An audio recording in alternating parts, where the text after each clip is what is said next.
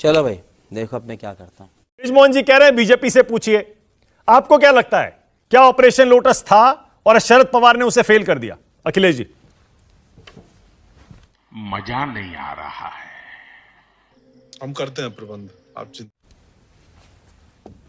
गजब के आदमी है मानक जी आप भी।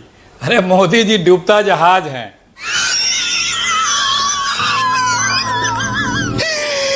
अरे मोदी जी डूबता जहाज हैं। आज के तारीख में और भविष्य में कौन डूबते जहाज की सवारी करेगा? कर्नाटक में सुपड़ा साफ हो गया बीजेपी का।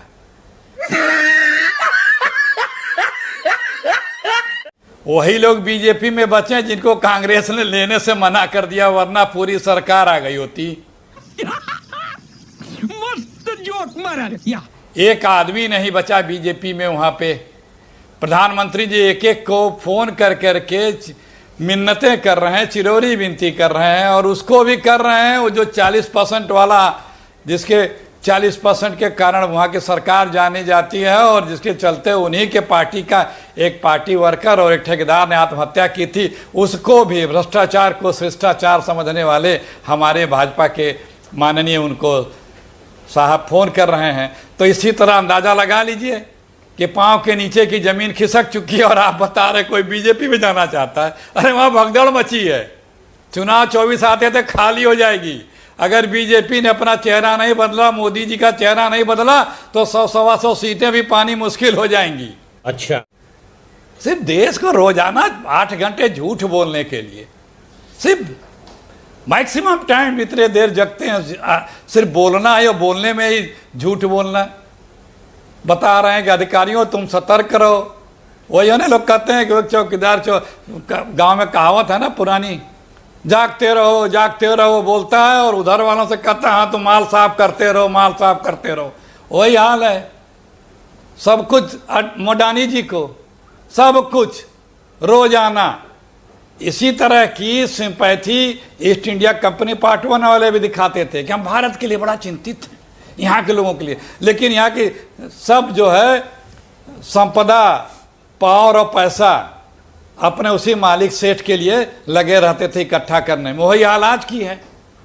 अरे मानक जी देखिए परिवर्तन कोई दिख नहीं रहा बीजेपी में। जहां जहां चुनाव आएगा भगदड़ दिखेगी आपको।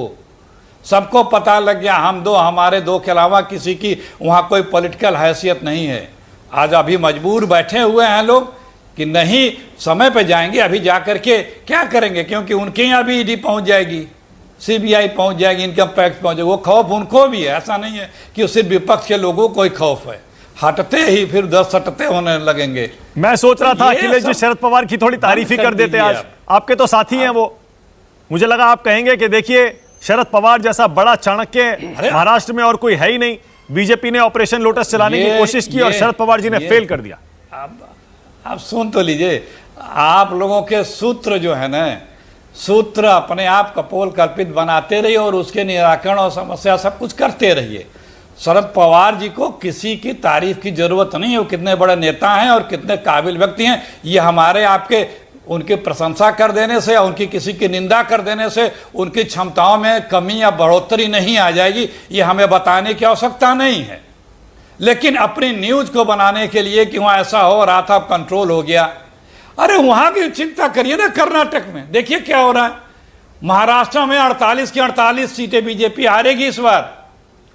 उपचुनाव नहीं लड़ा पाए थे बंबई शहर में, अब एक उपचुनाव जीती है कांग्रेस।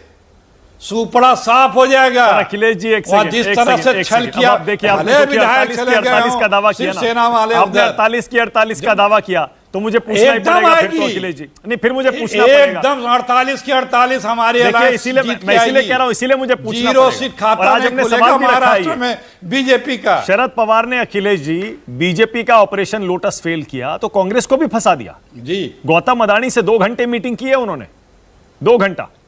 आप कह रहे हैं मोदानी और शरद पवार जी गौतम अडानी से मीटिंग कर रहे हैं। अरे तो उससे क्या? अरे भाई गौतम अडानी हमारे देश के दुश्मन नहीं है। जहां गलत करेंगे, जहां गलत होगा वहां उसको इंगित किया जाएगा। हम गुण दोष के आधार पर बात करते हैं। यशवंत पवार जी भी अगर कहीं उनको आउट ऑफ वे मदद कर रहे हो तो आप बताइए। वो नेता है, नेता से कोई मिलना चाहेगा तो नेता मना करेगा क्या? लेकिन यहां तो सरेंडर सरकार है, फर्क ये है। ओके प्रेम शुक्ला, किसी से मिलने में किसी को आपत्ति क्या है? प्रेम शुक्ला, लेकिन बात फाइनली ये होनी चाहिए कि क्या सरकार किसी व्यक्ति विशेष के लिए सरेंडर है? ओके प्रेम शुक्ला, 48 की 48 सीटें महाविकास आघाड़ी ये जीतेगी। सरकार सरेंडर है। जी प्रेम जी। शुक्ला, नहीं, वृथा प्रलाप करने वालों का कोई उत्तर जो खुद अपनी सीट नहीं जीत सकता। अखिलेश प्रताप सिंह अपनी सीट नहीं जीत पाए, 2017 में बुरी तरह हारे, 2022 बुरी तरह हारे। ये तो उत्तर प्रदेश में भारतीय जनता पार्टी के सुपड़ा साफ करवा रहे थे। कितनी सीट मिली अखिलेश प्रताप सिंह जी, जरा बताइएगा।